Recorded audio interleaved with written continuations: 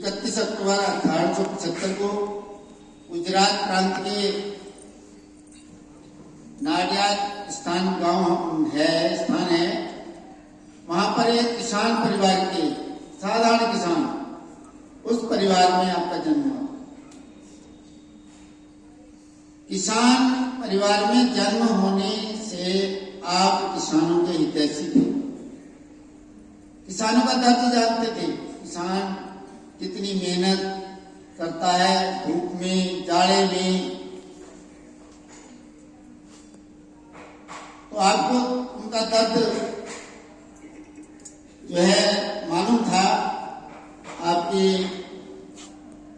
पिताजी का नाम जवेरभाई पटेल और माताजी का नाम लाड़बाई था। शिक्षा के विषय में जहां तक इनका जो है वो स्वाध्याय करते थे, घर पर पढ़ते थे। स्वाध्याय हमने घर पर पढ़ते थे और बाद में इन्होंने बैरिस्टर की परीक्षा पास की। परीक्षा उत्तीर्ण करने के बाद, शिक्षा ग्रहण करने के बाद ये अपने देश वापस आए और इन्होंने देखा कि गांधी जी जो है अपना आंदोलन चला रहे हैं, भारत छोड़ो आंदोलन देश में जगह जगह पर छिड़ा हुआ है, तो इनको वहां से प्रेरणा मिली और ये भी स्वतंत्रता आंदोलन में कूद पड़े और अपनी जो है भूमिका निभाने लगे। उसी बीच में देश में अकाल पड़ गया, सूखा पड़ गया। अंग्रेजों ने कर लगा रखा था किसानों पर। किसान जब उनके पास फसल नहीं थी, फसल पैदा नहीं हुई, तो कर कहां से दें? इन्होंने कर ना देने के लिए किसानों को प्रेरित किया, एक आंदोलन खड़ा कर दिया जिसका नाम लिया गया बारडोली आंदोलन। सरदार वल्लभ भाई पटेल जी के अंदर बहुत बेहतरीन था और वो एक ऐसे कुशल नेतृत्व करता थे। जैसे बारडोली आंदोलन बताया भाई साहब ने, उस समय किसान जो थे बटे हुए थे हमारे देश में। कोई एकत्रीकरण नहीं था, किसी तरह की किसी को कोई जानकारी नहीं थी।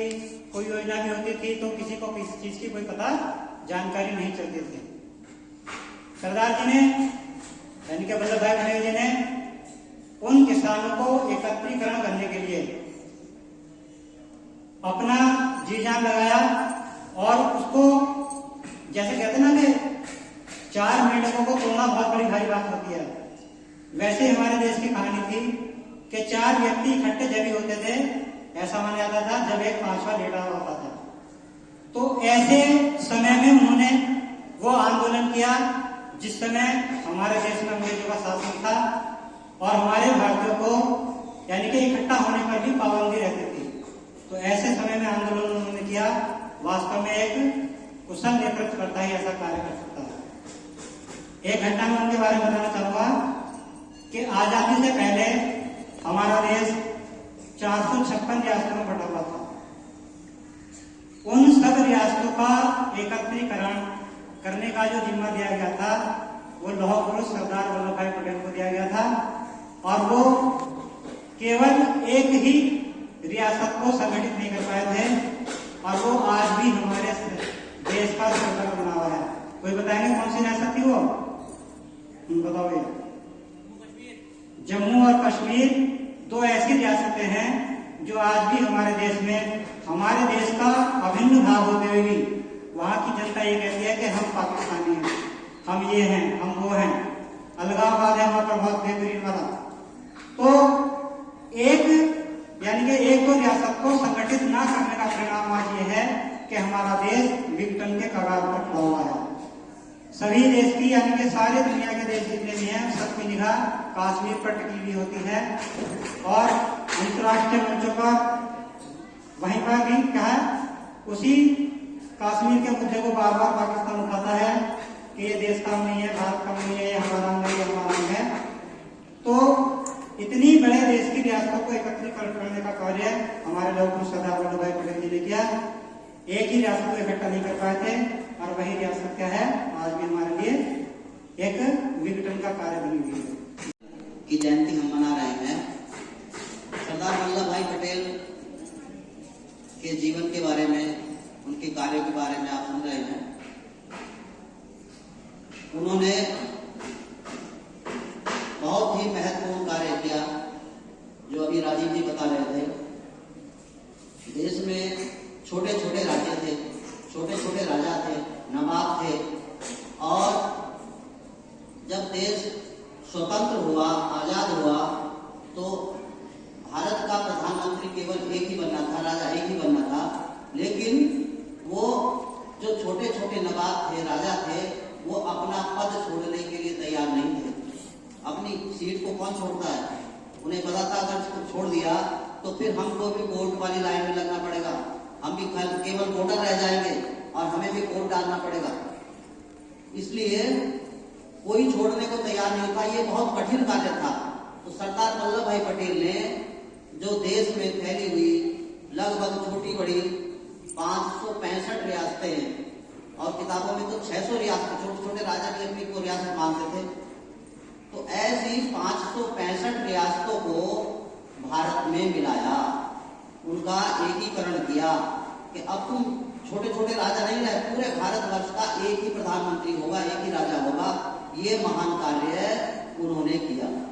ऐसे सरदार वल्लभ भाई पटेल, जिनकी जयंती आज हम मना रहे हैं, उन्होंने ऐसा महान कार्य किया है कि जिनके बल से भारत का प्रधानमंत्री एक है, हम सब एक हैं। एकता का संदेश उन्होंने दिया। उन्होंने जिस समय भारतवर्ष में स्वतंत्रता आंदोलन हुआ, उसमें भी भाग लिया। एक घटना उनके जीवन की आती है। उन्होंने लंदन से LLB की परीक्षा पास की, वकील बन गए, अहमदाबाद में अपनी वकालत करने लगे। और एक बार वो अपने केस के सिलसिले में न्यायालय में थे, मुकदमा लड़ रहे थे। वो एक सूचना, अभी देवराज जी बता रहे थे, सूचना वहां पर पहुंची। एक तार का मतलब सूचना पत्र है ना, पहले तार चलता था डाकखानों में, तो वो स्पेशल डाक होती थी, शीघ्र पहुंच जाती थी। तो वो तार उनके पास पहुंचा। वो अपना मुकदमा लड़ रहे थे। पत्नी पहले से ही बीमार थी, तो उन्होंने अपने मुकदमे को जारी रखा, अपनी बात को जारी रखा। उनसे ये नहीं कहा कि मेरी पत्नी बीमार है और मैं आज आपके साथ अदालत में नहीं जाऊंगा, आपका केस नहीं लड़ूंगा। वो उन्होंने अपने कर्तव्य का पालन किया। शायद उसका पालन करने के लिए हम जयंती मनाते हैं। और अब तो सारे विद्यालयों में, आज से पहले ऐसा नहीं था, लेकिन अब जो सरकार है, जो शासन है, उनका ध्यान इस ओर है कि भैया बहनों का चहुमुखी विकास होना चाहिए। उनकी बौद्धिक क्षमता ऐसी हो कि ये देश अब तक सुरक्षित क्यों है, किसके कारण है, वो कौन सी ऐसी शक्ति है। अनेक महापुरुष जिन्होंने इस देश की सुरक्षा के लिए, संरक्षण के लिए अपने प्राण तक न्यौछावर किए हैं। तो ऐसा जीवन, ऐसी सोच उनकी कैसे बनी, इसके लिए शायद जयंती की व्यवस्था की होगी। लेकिन आपके बीच में हम ये क्यों रखते हैं? कौन बताएंगे इसका उत्तर? कौन देंगे? भैया बहन के लिए हाथ उठा दीजिए ऊपर। क्यों समय लगाते हैं 1 घंटे का हमें? क्या उद्देश्य है? आप तो पढ़ने आते हो ना, क्लास शुरू हुई, नहीं हुई? विशाल जी बताएं।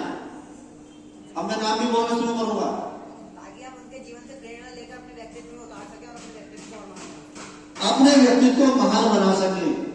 और जब तक हम महान नहीं बनेंगे तो अपने ही काम कैसे, अपने भी काम नहीं आने, देश के क्या काम आएंगे? बैठिए। तो जो भैया बहन याद करके नहीं आए थे, कोई बात नहीं, आपकी परीक्षा चल रही थी, समय नहीं मिला होगा। लेकिन जो यहाँ सुनाने वाले आए माइक पर, उन्होंने बड़े मनोयोग से उनका जीवन परिचय, उनकी माता जी का नाम, पिताजी का नाम, जन्म कब हुआ, कैसा उनका जीवन था, दृढ़ निश्चय कैसे बने, नेतृत्व क्षमता कहाँ से विकसित हुई, नेतृत्व क्षमता से उन्होंने क्या प्राप्त किया, ये सारी बात यहाँ जो बताई जा रही है, तो कमर खींच करके सुन तो लेनी चाहिए थी। कोई नुकसान है इसके सुनने में? किसी को कोई नुकसान हो बताओ। अगर किसी भैया बहन को इससे नुकसान हो तो उस कार्यक्रम को बंद कर दिया करें, ये गतिविधि संचालित नहीं करेंगे, नहीं। तो भैया बहनों, ये ध्यान में आना चाहिए। हम सब विद्यार्थी हैं और इतने बड़े आज 12 साल 14 साल 15 साल की आयु के हो गए, हम बचपन से लगातार अनेक कार्यों में वृद्धि करते चले आ रहे हैं। किन किन कार्यों में? पहले रोटी भी खाते होंगे, पहले तो खाते नहीं होंगे, दूध से काम चलाते होंगे, फिर 1 रोटी, फिर 2 रोटी, फिर 3 रोटी, आपकी खाने की क्षमता बढ़ी तो शरीर की ऊर्जा भी बढ़ी, शरीर की लंबाई बढ़ रही है तो आपको जो है खाद्य सामग्री ज्यादा चाहिए, लेकिन खाद्य सामग्री नहीं, आपकी समझ भी ज्यादा चाहिए। अब तो कहा खींची ना सबकी, समझ भी ज्यादा चाहिए। और ऐसी समझ लीजिए, जब व्यक्ति यहाँ माइक पर खड़ा होकर बोलता